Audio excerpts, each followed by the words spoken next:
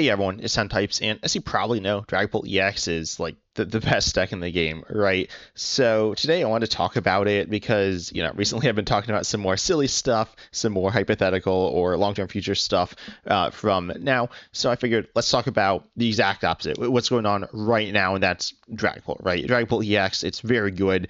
It's not the only good or playable deck in the game. I mean, if we look at the meta, we see let's see, we got some newer decks, and we have some like solid single price decks and two price decks and stuff like that. So honestly, there are plenty of other decks to play other than Dragapult. You can still, win games and stuff with them, but Dragapult is very good and very versatile as well. There's a bunch of different builds. There are, I'd say, three or four different builds. I'll quickly go over them. There is the no build, I guess is what I'll call it. We got the Dusknoir build, we got the Dudunsparce build. This one only runs a 1/1, but that's it is a build.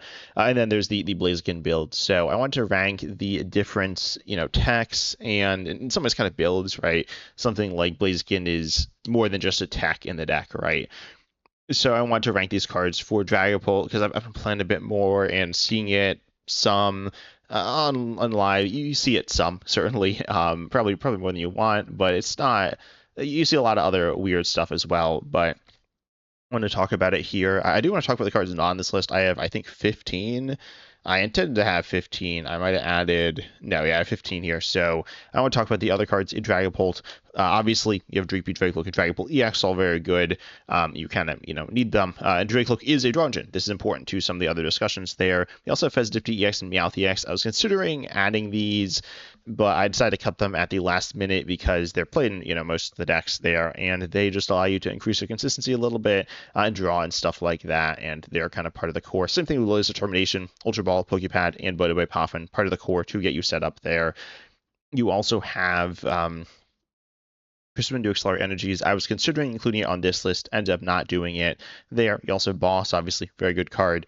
You have, not that. You have, or is it Badoo? A card that you want to be using most of the time. In the early games, it's played in these different lists here as a one of or maybe a two of there. I did include Munkidori. Munkidori is a card I have a few things to say about with Dragapult, but it is a good card, generally chucked in there. And also Night Stretcher. Night Stretcher is very good. I was considering including this one as well. I have some things to say about it. I mean, I've said them before. It's very good. But yeah, Night Stretcher is in most of these lists here. And then Unfair Stamp as well. Unfair Stamp is a card that is also in pretty much all the Dragapult lists. You don't have to play it. You can play Sparkling Crystal we see in this list here. It's a cool card, right? There are other options, but in my mind, Unfair Stamp is super, super good. We'll look at the other disruption options. There is Special Red card. There is Judge, and yeah, that's mostly it. So those are good, but they're certainly not as good as Unfair Stamp. Unfair Stamp is really good there. And then also the basic energies, obviously. And that's pretty much it. Also, there is Chiyu. I think Chiyu's just not very impressive, to be honest. I haven't really seen it too much, and I haven't really used it too much. So maybe I'm wrong. I guess you could tell me that in the comment section if I'm missing something there. But it doesn't really impress me too much there. So yeah. And then let's start with the actual build stuff, right? The overarching cards that kind of decide how you play. And let's start with Blaziken EX. Blaziken EX is really interesting here. Obviously, there's a few different things, right? So it accelerates energy, which is good. You have Crispin. Crispin is solid, but it only accelerates one energy, and that's okay. That's okay, but it's not amazing. Crispin is probably the third best supporter in the game, but it's not some broken supporter. It's okay. It's kind of how I'd describe it, which is still just okay. It's not amazing. So Blaziken gets you some extra energy. It gets you one energy every turn, like Crispin. You can technically have multiple Blazikens. That's probably not going to happen there. But Crispin, with Blaziken, you pair them a little bit together, not too much, but obviously the extra energy is nice to get your Dragapult powered up, especially because you look at Badoo, right? You want to use Badoo turn one going second most of the time, and with that, then you're going to be losing an energy, probably retreating there, and when you do that, then you need to recover that energy at some point.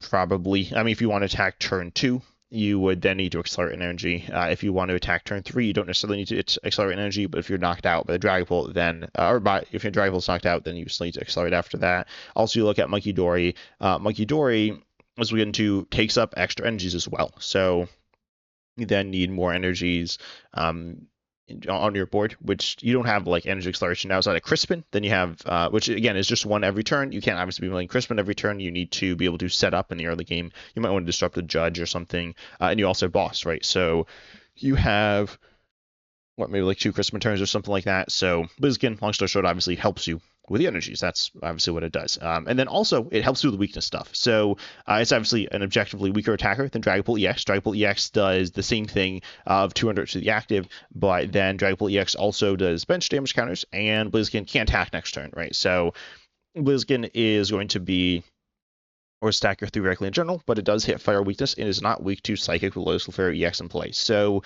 these things are both relevant at times, and specifically the not being hit for weakness with Liz is a really meaningful thing, I think. So Blaziken, it's solid, right? It's pretty solid. I'm gonna put it in B tier though. The issue is it's another stage 2 line, and that's somewhat committal. It helps you throughout the game. When I say B tier is like fine. I'd say B tier is, probably play it. C tier is probably don't. But you're on the fence. B and C are kind of on the fence there. Blaziken is nice. It gets you that extra energy. It really helps with some things, but again, it is a bit committal, requiring a bunch of slots in the deck and time to set up as well, right? It takes some bench space. I think that is meaningful. The bench space it's taking up. We'll talk about Air Zero Underdepths, and that helps with bench space and some other stuff. But Blaziken is pretty solid there. Then we look at Dusknoir. Dusknoir is a similar thing, right? It's a stage 2. The stage 1 also does stuff. I don't have Dusknoir. Dusknoir is lumped in with Dusknoir here. So those are stage 1, stage 2. They knock themselves out, which is obviously a very meaningful downside, but then they place damage cards on your opponent's Pokemon. Dusknoir with 5, Dusknoir with 13 there. So this is more pressure on your opponent's bench. This is in some ways similar to Boss, right? There are times when you boss to knock your opponent's bench Pokemon to then remove them from play, right? That's good. That's one of the main uses of Boss. Dusknoir does something pretty similar there. I will say Dusknoir has a counter in the form of Psyduck. I don't see Psyduck that often. Oh, I guess also you could play Psyduck in Dragapult. I don't know how I forgot the name of Dragapult for a second, but you probably, I don't know. I feel like I don't see that much Psyduck, and theoretically, if you really commit very hard to Duskull, then or Dusknoir, and you like put multiple Duskulls onto your bench, you're putting Psyducks. That's pretty bad. But just I guess don't do that.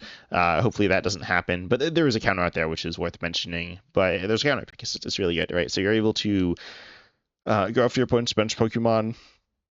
It's very aggressive though, so you should be doing this to slow them down a bunch, and essentially it functions similarly to Disruption, by getting rid of like their attackers in play. It can be very good, but again, it is also committal.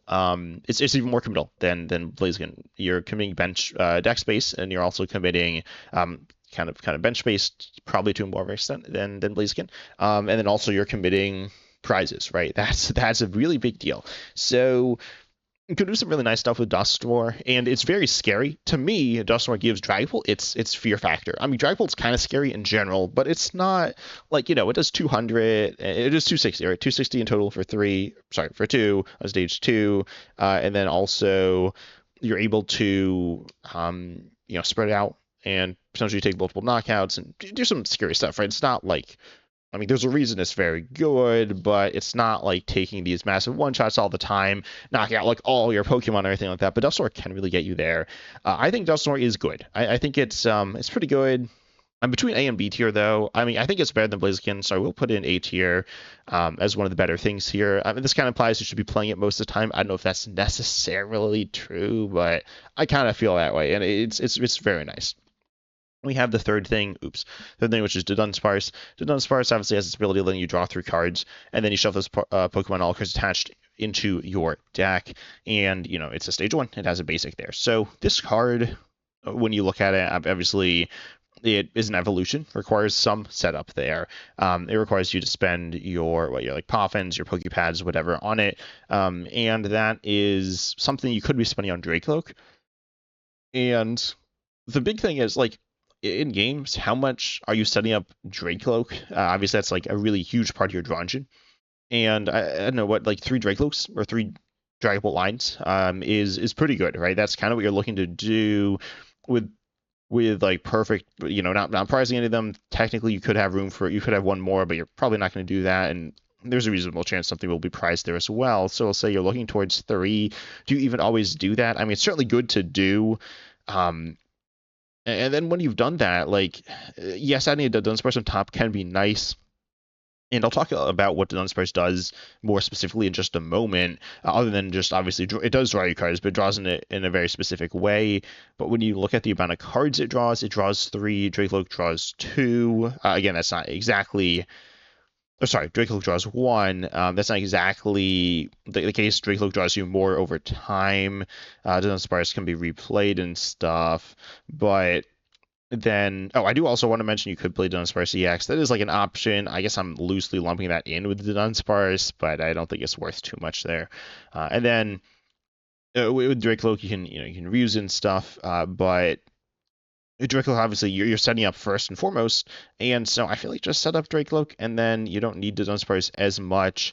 But then also Dracoloak, you see 2 cards, right? So Dracoloak, you see 2 cards after 2 uses. It's seeing more cards than Dudunsparce. I mean, there's shuffling and stuff, but it's seeing more cards than Dudunsparce after 2 uses, or presumably at least the same. So, yeah, definitely going to be like Dracoloak's probably in my opinion, Dracoloak's better than Dudunsparce, though I think it's a little close.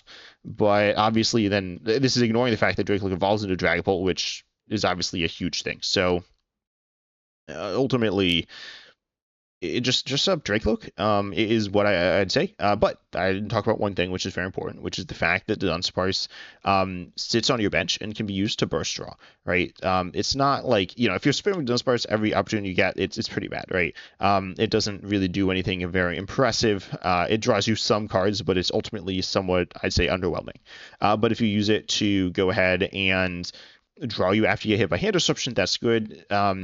It's honestly really impressive there, and the best way, or one of the best ways, to get out of hand disruption, and kind of recover from that pretty easily. But so does Dracoloak. Like, Dracoloak does that to a decent extent. Obviously, in one turn, you're just drawing or seeing 2 cards per Dracoloak, so Dudunsparce helps you some. And then you also have Fez, right? Like, you have Fez, and I feel like Fez is better than Dudunsparce mostly. They're not the same, but they function pretty similarly, in my opinion, within the deck. Obviously, the one's a 2 prizer, and so the other one's a single prizer, which is meaningfully different. But I don't know. I if you know me, I don't really like Dudunsparce. I don't think it's horrendously terrible, but I'm going to put in D tier. I would not recommend playing it. It's not the worst card to play in Pult, but it's definitely not something I'd really recommend. It's obviously less committal than the other quote unquote like builds, but the benefit of it is also going to be less there. Then we come to, I guess, some other... no, I didn't have Fez. I originally did, but I cut it. So let's talk about some other Pokemon. Let's talk, I guess, Clefairy EX some. This card isn't played too much in Pult. I think it's an interesting option. Obviously, it's good against Pult, allowing you to... Anyway, let me double check on this card real quick. Lillie's Clefairy EX. Okay, yeah, it's not both ways. It's just your opponent. So... Lillie's, obviously, it can attack, which is cool. Theoretically, can do some of the Blaziken stuff I mentioned with the different weakness stuff. In terms of, not leaving your vulnerable Dragapult in the active, but Lillie's is pretty vulnerable as well. So, and presumably you're not like going into Lillie's Pearl stuff there. So that's going to be a little bit mediocre of just being a general attacking option. It is a basic attacking option, which can be nice in some situations. If something goes wrong, you want to apply pressure earlier, and it does hit weakness obviously on mostly looking at the mirror. It can be useful against like Mega Lucario or something, but let's be honest, that's probably not the biggest deal there. So it's okay. I haven't messed with it too much, to be honest. I know some people have played it, and it's definitely a cool little option. I'd say probably it's not worth it though. This is very low commitment, lower. I mean, it's just a one of. A lot of these are actually just going to be one ofs, but I'm going to put it in. I'd say C tier. Like it's not bad. It's definitely. I mean, it's very good against Dragapult. I think it doesn't auto win the game. And it is mostly one matchup there, but it's very obviously meaningful matchup there. So I think C tier, definitely an interesting consideration. I'd love to hear people's thoughts on this one specifically. I think it's really interesting option there. Then we have another Pokemon that has an ability, which is Shaymin. Shaymin's interesting as well. It's played in some lists. To be honest, I don't have too much to say about Shaymin. I was considering actually not including Shaymin because what I have to say about Shaymin is what I've had to say about the cards like this that are essentially the same or similar, like Mew, Manaphy, previous iterations of this. And Shaymin, Shaymin's not Rabsca. Rabsca is protects you from more things and takes more commitment. Shaymin protects you from a few things and doesn't take that much commitment. To be completely honest, Shaymin, just play it if you feel like I don't know, play it if you want it. That's kind of true for all of these cards, right? It's a game, play what you want. But if you think that, it obviously helps in some situations. If you don't have Shaymin, you can be like completely cooked by like Slowking or something, with Kyurem there. And in other things like that, I suppose. So it helps you in some situations, but in a lot of situations it's kind of useless. I'd say even more so than Liz Clefairy EX. So, Shaymin is fine. Play it depending what you're seeing or what you're worried about. It'll smooth out your matchups. Smoothing them out can be what you want. It's what I guess, like, but there are tons of people who just don't really play these, like, very true tech cards as well. So I think it's very much in the middle. I'd say I'd put it slightly in C tier. I actually do think it is in my list right now, but I'm going to put it in C tier here. I don't know if I'm going to rank him in tiers, to be honest. Didn't decide that to begin with, but Shaymin is fine enough, right? It's not some, I don't know. It's fine. I think it's the most fine card on this list. Then we have another Pokemon with an ability, which is Munkidori. I've talked about some. Definitely a card that's played most in most of these lists. Munkidori, some of you maybe just a no-brainer. I've certainly been on record saying it's been overrated in the past, which it definitely has been. There's a time when people were saying it was like a problem and like the best Pokemon in the game, and also I don't know. I mean, there's people just saying like, oh, it's like free damage, and it's not free, right? The big issue with Munkidori is that it's not free to use the ability, and it takes Darkness Energy. Now you need to put Darkness Energy into your deck. I will say adding more types of energy does enable Crispin a bit more, but it also like is clunky, right? Adding another type of energy, it's doable, it's workable, but there are definitely games when you kind of just don't really find the energy in the right order, the right time, and it can cause issues. And then the bigger issue is it requires an energy, and you don't have, again, as I was saying, extra energies that much. Like Dragapult's kind of energy hungry in terms of switching. You're retreating, mostly using energies, so you're just not really chilling on energies. I don't know. You kind of struggle with energy some. And then what's this card do? The big thing is it allows pressure on your opponent's board, but they need to hit into you usually. There's risk ruins as well, which we'll talk about, which does certainly do enable Munkidori some more as well, and enable some other stuff, but damage stuff, right? With Dragapult, it enables certain knockouts slightly easier, but Munkidori needs a bunch of things to go its way, so it's definitely a lot more committal than like these other basics. And then also the value is pretty solid. It's certainly pretty solid in Dragapult. I'm not gonna sit here and deny that, but I don't think it's this card that should be this like pure auto include that's like super crazy good in the deck. It's good. It's pretty good, but I'm gonna put it in B tier as well. You can do some good stuff with it, right? I'll put it above Blaziken, but it's committal. It's not as committal as Dusknoir, right? It's not as committal as Blaziken either there, but it dex space wise, but game plan wise, like you need to spend the energy. I mean, I've seen people just attach to Munkidori and not attack, and just just kind of miss attacks because they're accelerating to Munkidori. Obviously, that's more of like a misplay than the card's bad, I guess, but I see it like a lot. So yeah, Munkidori is solid, right? But it requires attachment, and you just don't have tons of those to go around all the time. Sometimes you do, but there are a lot of times when you don't as well. Side note, if you're like scared of a Dragapult, just like start attacking them. Like just attack them for like decent damage. You don't need to do anything crazy necessarily. I mean, maybe you do. Dragapult's very good, right? You need to be a little crazy, but if you just like swing in, they're not going to be, using like their Munkidoris and stuff because they won't have enough energies on their board unless they like super high roll, which most of the time they won't do. Then we have the last Pokemon, which is Moltres. Moltres is, let's say, I think it's in this list here. You're able to do hit fire weakness with a basic single prize Pokemon for 1 energy and one shot certain Pokemon. You're looking at Teal upon EX and Genesect DX, I think, are the two you're looking at there.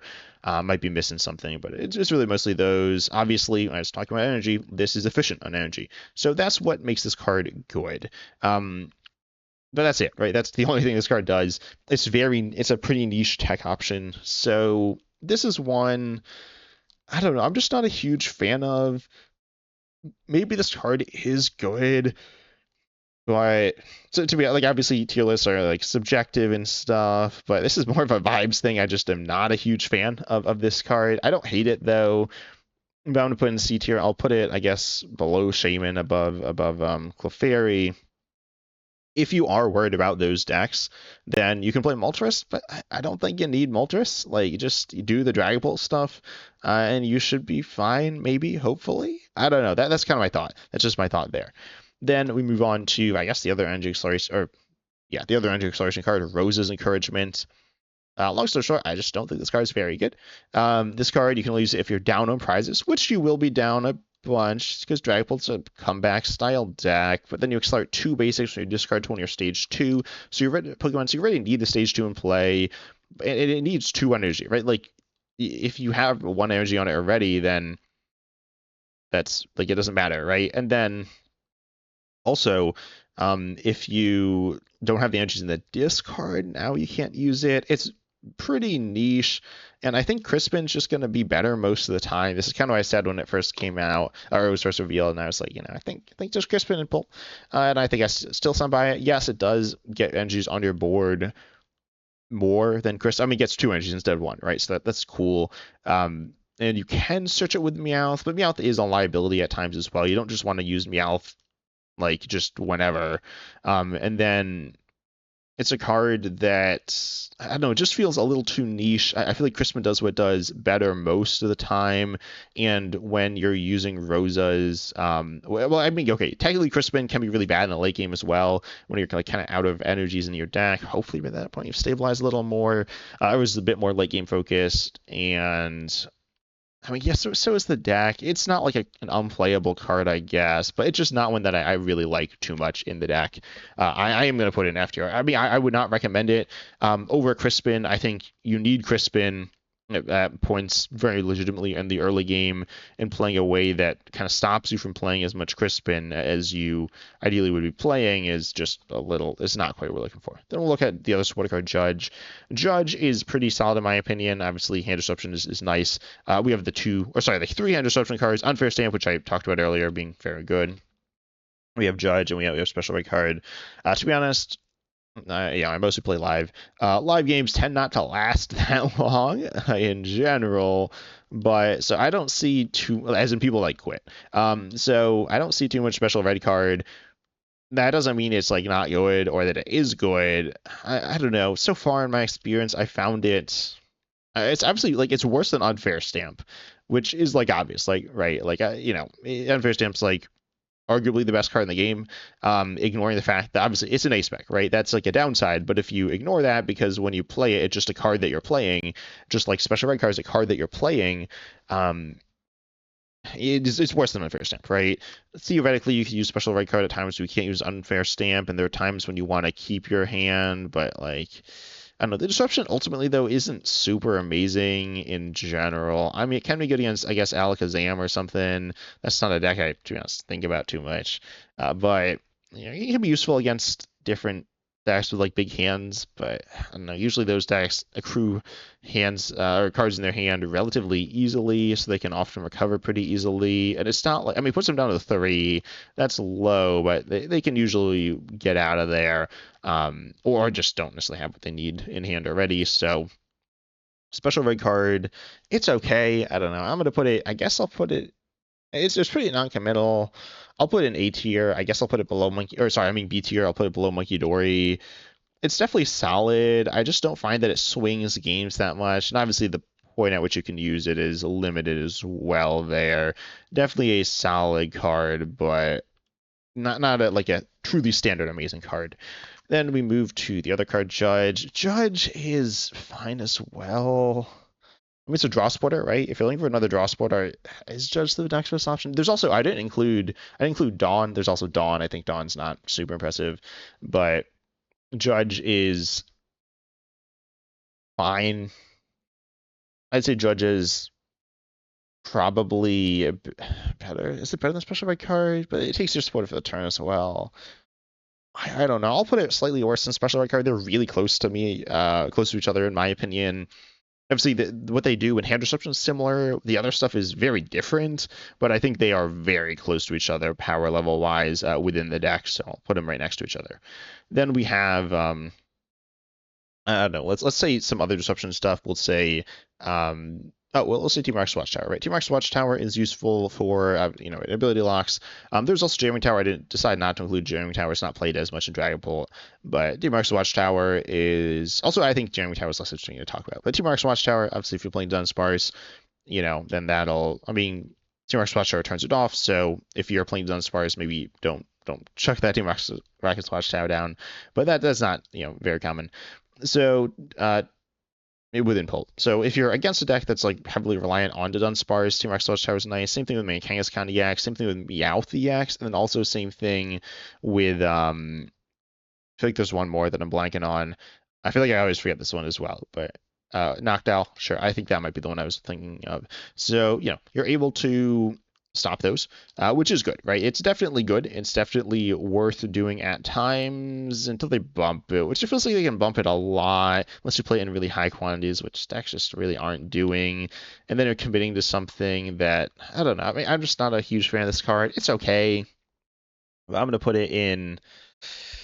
I don't know. I mean, it's a card that's like kind of been in and out of my lists because, again, there are times when it just doesn't. There are matchups where it doesn't do anything, just like something like Shaymin. And then on top of that, there are also times when your opponent just instantly bumps it. I think I think comparing it to Shaymin is actually pretty good. Shaymin is going to be not as impactful as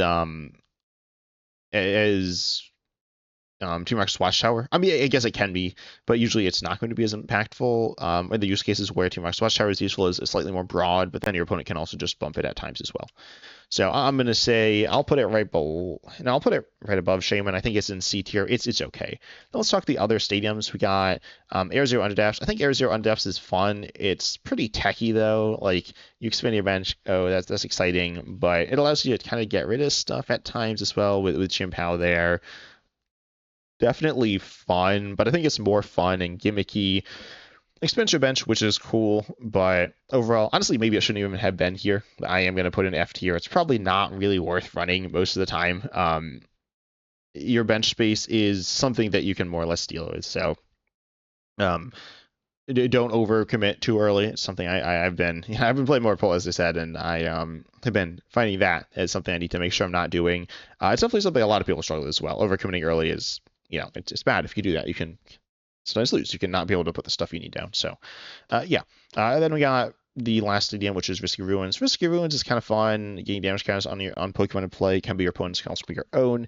Enabling Munkidori. With Munkidori, it's very underwhelming because you're doing this like combo requiring a Pokemon, an energy, and a stadium to get a little bit of damage on your opponent's board. When I say a little bit, I do mean a little bit. It's not actually that much. So, not the most impressive thing there, in my opinion. And then using it against your opponent, it can be nice to apply early pressure.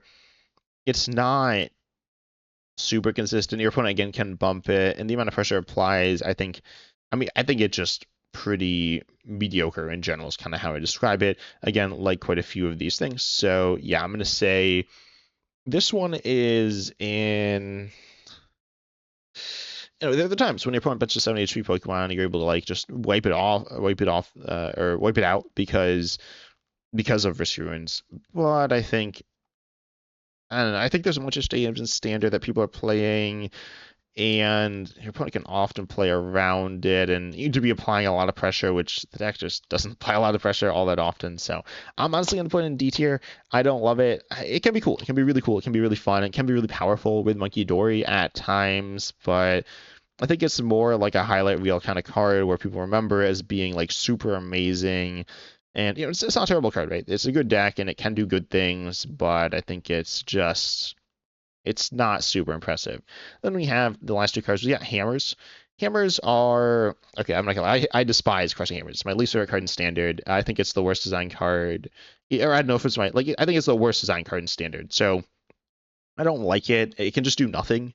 It can do like it can just win you the game as well, right? So what do I really say about it? I don't know. I mean, it's just really annoying. But I'm just gonna chuck it in C tier. Really, what this card does, I'm gonna put it right here. No, I'll put it right here. So what this card does is it can hurt your opponent. It's on average fine. The issue is it doesn't help you. So Dragapult needs some stuff to set up, and then you have like the energy stuff, right? That's like one of your big things. You need to spending resources on energy, getting your board set up. It does it really well. In terms of the energy stuff, it's a little more sketchy. Playing another card that kind of gets in the way of doing whatever your game plan is, being this more techy card. It's not a specific tech card. I mean, it's semi-specific. It's good against certain decks. Obviously, like Dragapult and stuff struggle with energy. Can be really good there, but it's not like a silver bullet type of tech card. It's not a really core card. It sits somewhere in the middle, and I think for that reason it just isn't worth running unless you're a really heavily disruptive deck. Dragapult kind of is, but only kind of. So I think it is a card that usually isn't what you're looking to run. It can be good in Pult. It's really popular in Pult right now. I think it's okay, but it's luck based. It can be depending if you like it, then you should play it. But I don't like it, so I don't play it. And this is how good it is. It's just okay. Last card is Candy. I think Candy's really good, to be honest, in the deck. I'm gonna put an A tier as well. It's really good. You can attack faster, you can apply pressure faster, you can recover faster into the game as well. I'm honestly going to put it above Dusknoir. I mean, this card's obviously there are better cards for Dragapult, the cards that are like always in the deck that aren't tech cards. It's not necessarily a tech card in the builds with other stage 2s with Dusknoir, with Blaziken, which are nice to play. It's a card that you're probably leaning on a bit more. You don't have to. You can play those other builds without Candy. I think those other builds without Candy are bad. I think if you're playing with Candy, you can. I mean, if you're playing without those other builds, you can play it with Candy. I don't think you certainly have to, but I think running it can be really nice to allow you to apply that pressure or recover. Can be good in the early game, can be good in the late game. I think it's just overall a really solid card for the deck, and Dragapult is a slower deck, but you don't have infinite time, so you need to start doing stuff at some point, and Candy can help you do that faster. I think it's really good in the deck. But anyways, tell me your thoughts on like if you've been playing Pult. Obviously, Pult's very popular, and it can be fun to play as well. Can be annoying, can be frustrating to play against, but it is a good deck, and again, is interesting. So tell me your thoughts on these cards in the comments. If there's any card I missed, I can respond to your comment. But I hope you all enjoyed, and make sure you like and subscribe. That really just helps support the channel. Tier-list videos tend to do well generally, but then sometimes, like, or not always, it depends on the tier list video, but sometimes people just like skip to the end and like complain and stuff. So offset it by liking the video if you've done that, but if you did that, you probably aren't listening anyways. But I hope you enjoyed. Make sure you do all that good stuff. I'll see you chat. My YouTube members for supporting me. It really does mean a ton, but I hope you all enjoyed, and as always, I'm excited to see you in the next video.